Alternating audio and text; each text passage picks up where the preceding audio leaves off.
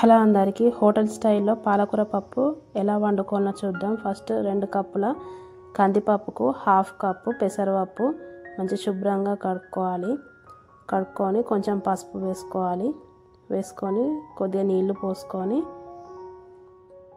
మెత్తగా అయ్యేంత వరకు విజిల్స్ పెట్టాలి.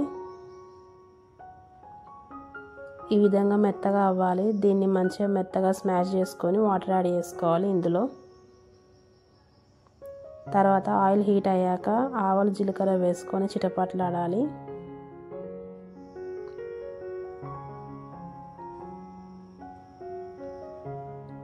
తర్వాత ఉల్లిపాయ ముక్కలు వేసుకొని వేయించుకోవాలి.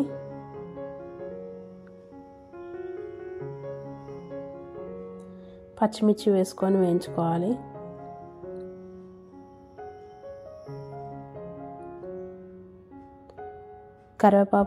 కరివేపాకు వేసుకోవాలి.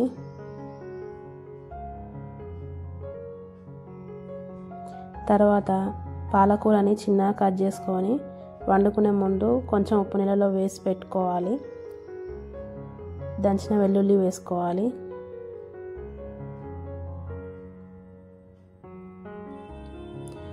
పసుపు వేసుకోవాలి. వేసుకొని కలుపుకోవాలి. తర్వాత ఇందులో ఉప్పు నీళ్ళను తీసేసి పాలకూరని ఇందులో వేసుకొని మెత్తగా ఉడికేంత వరకు ఉడికించుకోవాలి. ఈ విధంగా ఉడికిపోవాలి పాలకూర. ఇప్పుడు ఈ విధంగా ఉడికాక ఇందాక మనం ఉడికించి పెట్టుకున్న పప్పుని ఇందులో వేసుకోవాలి. వేసుకొని కలుపుకోవాలి. తర్వాత తగినంత ఉప్పు వేసుకోవాలి.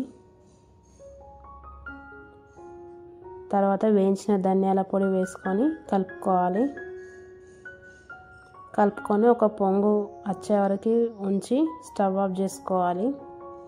అంతే, ఎంతో సింపుల్గా హోటల్ స్టైల్లో పాలకూర పప్పు తయారైపోయింది. ఇది అన్నంలోకి కానీ చపాతీలోకి కానీ తింటే చాలా రుచిగా ఉంటుంది.